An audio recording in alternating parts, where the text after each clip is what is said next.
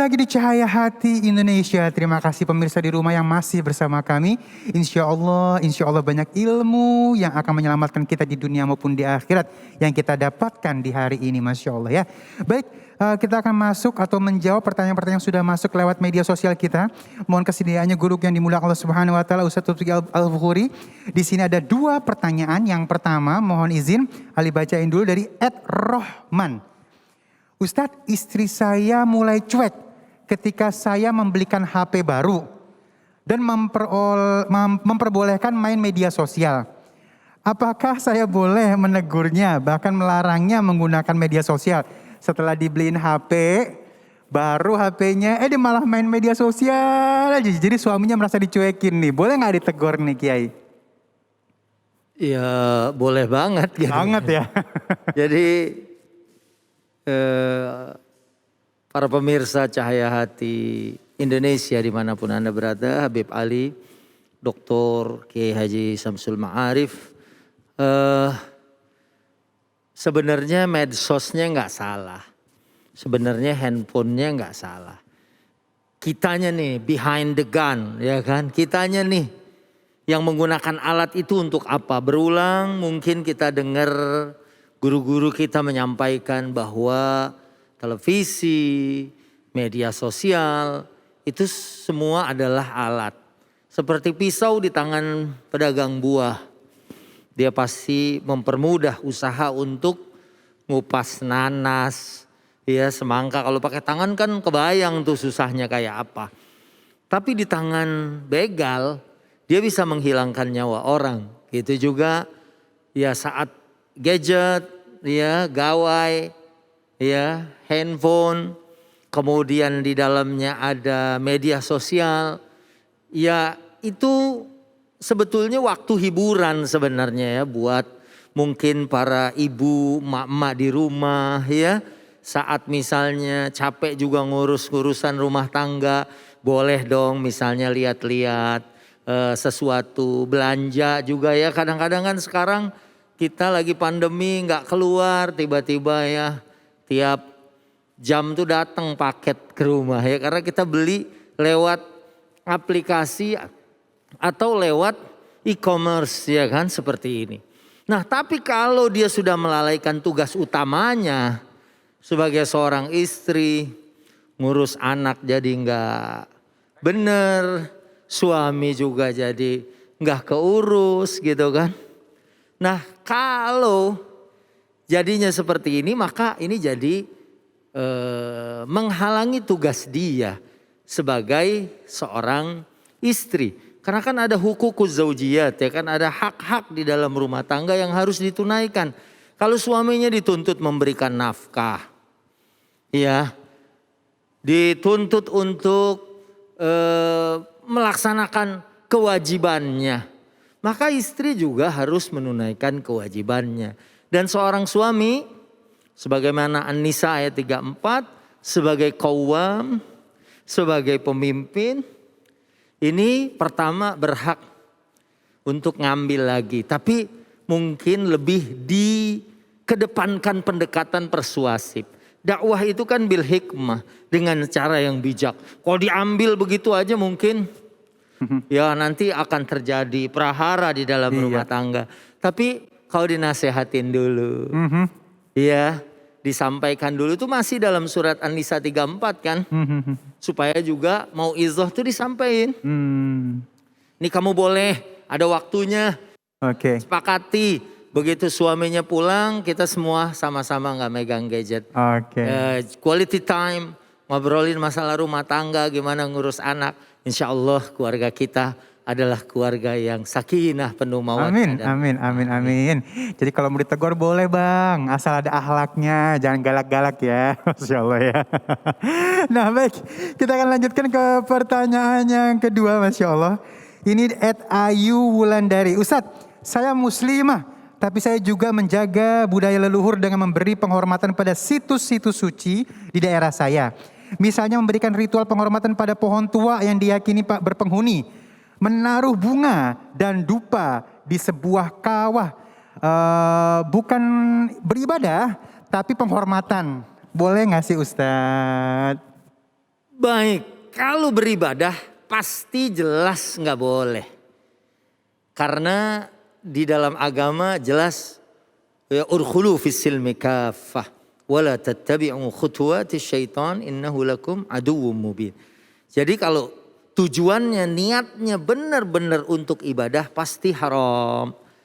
Ini yang pertama. Kemudian yang kedua, kalau kita lihat saat Nabi bersama dengan pasukan ingin melakukan satu peperangan. Kemudian ada sekelompok sahabat yang dalam bahasa hadis disebut sebagai hudatsa'u ahdin bi kufrin. Orang-orang yang baru masuk Islam. Begitu melihat pohon Dzatu Anwat, itu waktu jahiliyah mereka kalau mau perang biasa bertabarruk, menggantungkan pedang-pedang mereka di situ supaya mendapatkan kemenangan. Akhirnya begitu mau berangkat perang, minta izin sama Rasulullah, bikin dong tempat kayak gini supaya kami juga bertabarruk dengan pohon ini. Kemudian mengutip surat Al-A'raf ayat 138, Nabi membacakan di zaman Nabi Musa juga ada hal seperti ini.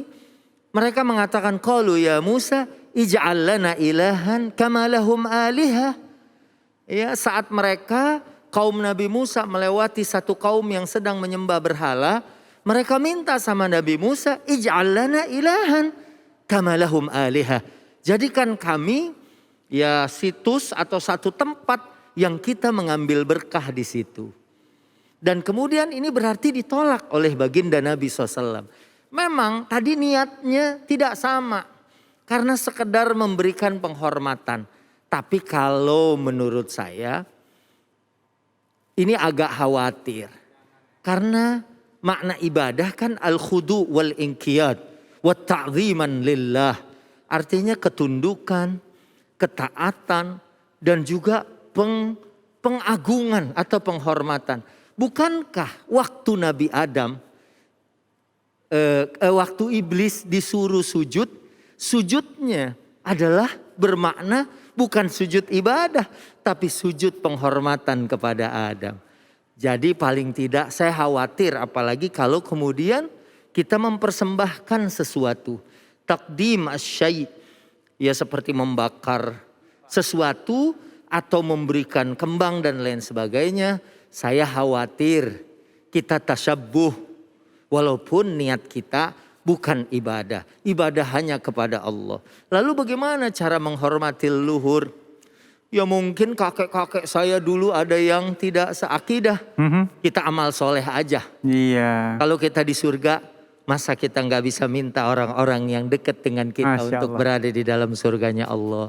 Kalau saya yakin, insya Allah minta sama Allah. Ya Allah, mereka dulu adalah Iya. ya orang yang ini. Insya Allah kita akan diijabah oleh Allah Subhanahu wa ta'ala. Masya Allah, terima kasih guru jawabannya. Waduh, bagus banget itu ya, dan komplit, detail banget ya. Baik, Ali yakin puas semuanya. Dan kita masuk ke dalam pertanyaan selanjutnya. Mohon kesediaannya guruku yang dimuliakan Allah Subhanahu wa ta'ala, Kiai Haji Samsul Ma'arif. Ini dari @riz kita. Kiai, bolehkah anak kita memiliki akun media sosial untuk mencari uang tambahan? Bolehkah kita membiarkan anak kita memilih kesenangan dan bakat yang dimilikinya? Misalnya anak saya ingin jadi dancer katanya. Terima kasih, ini menarik pertanyaannya. Pemirsa yang dirahmati Allah Subhanahu wa taala, Kiai Subuhi Al-Buhuri yang kami hormati, Bang Ali terutama. Baik, iya. Jadi kalau kita lihat salah satu kitab usul fikih misalnya Al-Muwafaqah li Syatibi, di sana disebutkan bahwa al-aslu fil ibadah at-tahrim. Tapi wal aslu fil muamalah al-ibahah.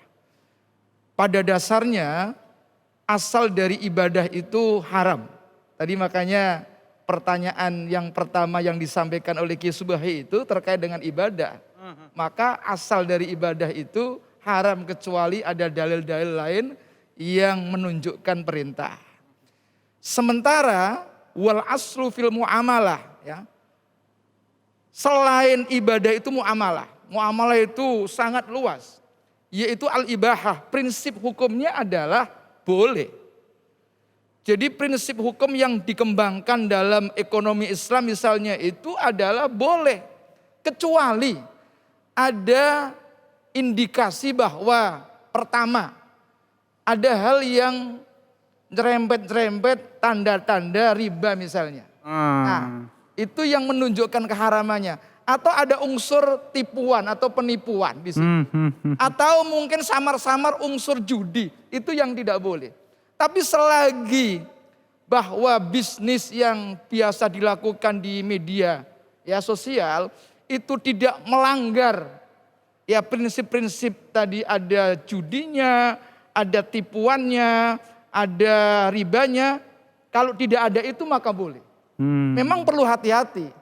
Kadang-kadang memang di media sosial orang bisnis itu nggak jelas. Iya betul. Ini yang dijual itu apa? Maka ini nggak jelas.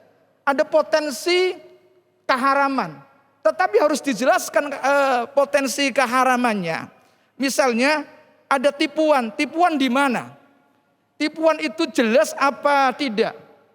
Kalau nyata-nyata jelas maka haram.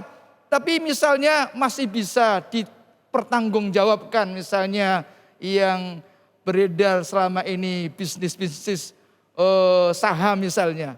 Oh, ada yang bertanggung jawab, maka itu jelas, ya. Maka tidak samar lagi. Oleh karena itu, kita pada dasarnya selalu mendukung siapapun yang akan melakukan kegiatan ekonomi justru lebih baik daripada nganggur. Betul. Sekarang ini anak muda nganggur, Masya Allah. Nah, adapun bagaimana kalau ada keinginan anak-anak kita, sama saja. Keinginan berkreasi, seni itu penting.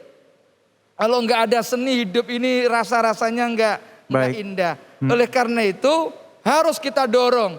Tetapi ada catatannya. Prinsip-prinsip yang mendatangkan unsur seni itu tidak melanggar aturan yang pokok. Itu Pak Ali. Ya. Siap Kiai, Masya Allah. Ya, cukup puas pastinya. Kita masuk ke dalam pertanyaan yang kedua. Ini dari Nia Rahmah.